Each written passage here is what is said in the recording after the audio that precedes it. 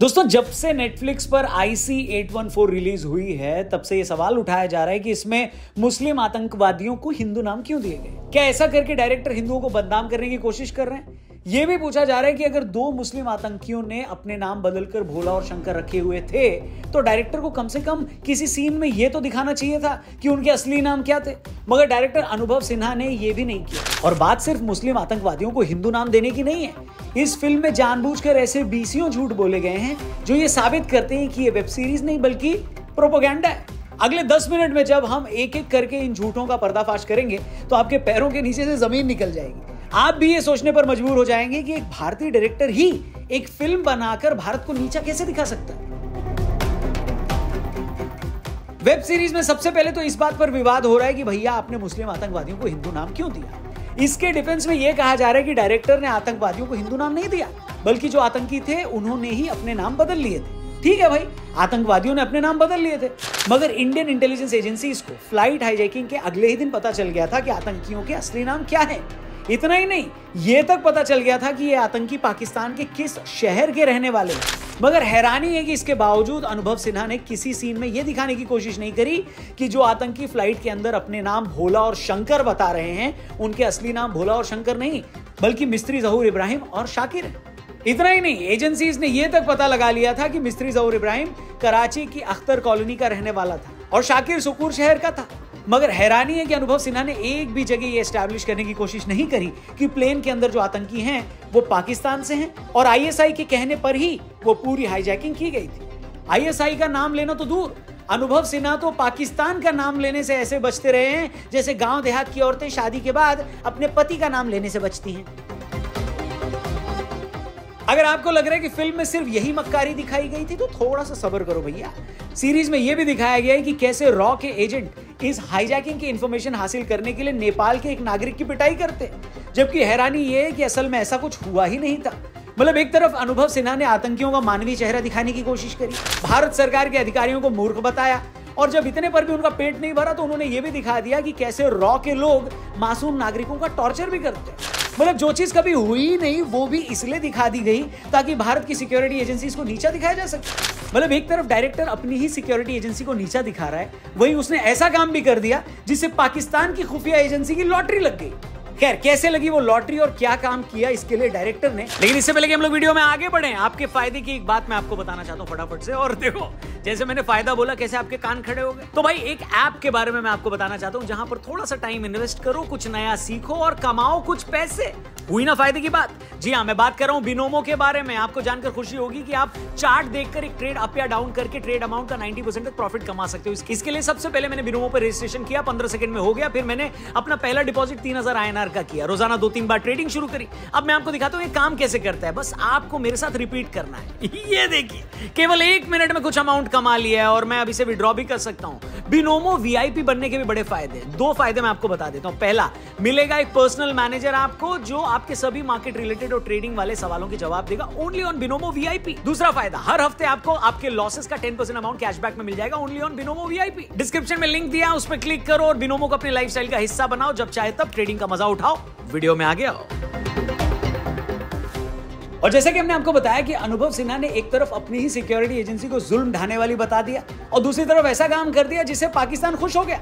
Series में बार बार ये establish करने की कोशिश की गई है कि ये हाईजैकिंग तालिबान और अलकायदा करवा रहा है। आखिर में जब ये पूरी हाईजैकिंग खत्म हो जाती है तब ये दिखाया गया है कि आतंकियों ने आखिर में ओसामा बिन लादेन के साथ जश्न मनाया, जबकि फैक्ट ये है कि ये पूरी की पूरी हाईजैकिंग पाकिस्तान की इंटेलिजेंस एजेंसी ISI के साथ मिलकर आतंकी मसूद अजहर ने ही प्लान की थी।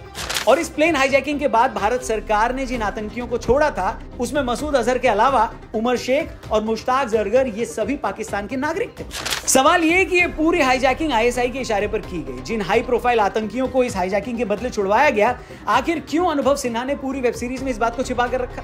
आप सिर्फ ये दलील देकर कैसे बच सकते हैं कि हमने 2 हाईजैकर्स के नाम भोला और शंकर इसलिए दिखाए क्योंकि उन्होंने नाम बदल लिए थे। अरे भैया, जब आप बाकी सीन्स में ये सब दिखा रहे थे कि उस वक्त भारत सरकार क्या कर रही थी, पर्दे के पीछे क्या क्या चल रहा था, तो आपने ये क्यों नहीं दिखाया कि सिर्फ 1 दिन के अंदर भारत सरकार ने ये पता लगा लिया था कि वो छुड़ाए गए आतंकी कौन थे और उनकी पहचान क्या थी?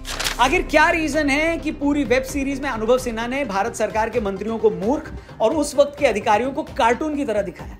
जबकि सच है कि भारत सरकार की तरफ से आतंकियों के साथ बात करने के लिए अपने अधिकारी कंधार भेजे गए। वो वहां लगातार आतंकियों से डायलॉग कर रहे थे, वो भी तब जब वहां तालिबान की सत्ता थी। वो चारों तरफ से आतंकवादियों से घिरे हुए थे। ऐसे वक्त में भारत के अफसर अपने नागरिकों की जिंदगी बचाने कंधार गए थे और वहां लगातार आतंकियों से बात कर रहे थे। इसके अलावा सीरीज में यह भी दिखाया गया है कि रॉ को इस प्लेन हाईजैकिंग की एडवांस में जानकारी थी और उसके एजेंट ने प्लेन को टेक ऑफ करने से रोकने की कोशिश भी की, जबकि हकीकत में ऐसा हुआ ही नहीं। ये भी झूठ था। पाकिस्तान लगातार ये बोलता रहा है कि आईएसआई का इस हाईजैकिंग में कोई रोल नहीं है और पूरी वेब सीरीज में अनुभव सिन्हा ने एक बार भी आईएसआई का नाम न लेकर पाकिस्तान के ही झूठ को सच साबित कर दिया और अपने ही देश भारत को झूठा साबित कर दिया। अब पाकिस्तान ही पूरी दुनिया को बता सकता है कि देखो, इंडियन डायरेक्टर ने ये वेब सीरीज बनाई है और इसमें भी हमारा नाम कहीं नहीं। हम सब की समझ से ये परे है कि एक भारतीय डायरेक्टर भारत की ऑडियंस के लिए ही कोई वेब सीरीज बनाता है और उसमें ही हमारी सरकार को मूर्ख, हमारे अधिकारियों को कार्टून और हमारी सिक्योरिटी एजेंसी रॉ को टॉर्चर करने वाला कैसे बता सकता है। और इतना ही नहीं, यही डायरेक्टर पूरी वेब सीरीज में पाकिस्तान को क्लीन चिट दे देता है।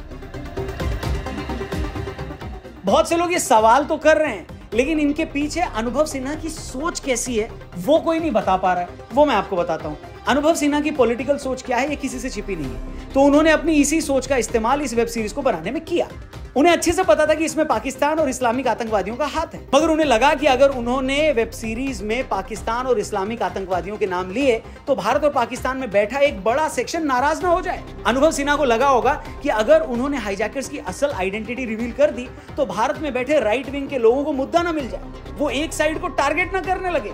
तीसरी बात, अनुभव सिन्हा और उन जैसे बहुत सारे डायरेक्टर्स जब भी कोई फिल्म या वेब सीरीज बनाते हैं तो इनकी कोशिश होती है कि पाकिस्तान और भारत में बैठा उनका बड़ा दर्शक कहीं नाराज ना हो जाए। फिल्म में आतंकवादियों को पाकिस्तानी बता देने पर पाकिस्तान में बैठी उनकी बड़ी ऑडियंस नाराज हो सकती थी और ये वही ऑडियंस है जो आतंकवादियों को मुस्लिम बता देने पर भारत में भी नाराज हो सकती थी। इसलिए किसी और धंधेबाज की तरह अनुभव सिन्हा ने भी वही किया जो एक दुकानदार करता है। उन्हें लगा कि जरा सा झूठ बोल देने पर या सच को छिपा लेने पर अगर उन्हें 30-40 करोड़ दर्शक और मिलते हैं तो क्या हर्ज है।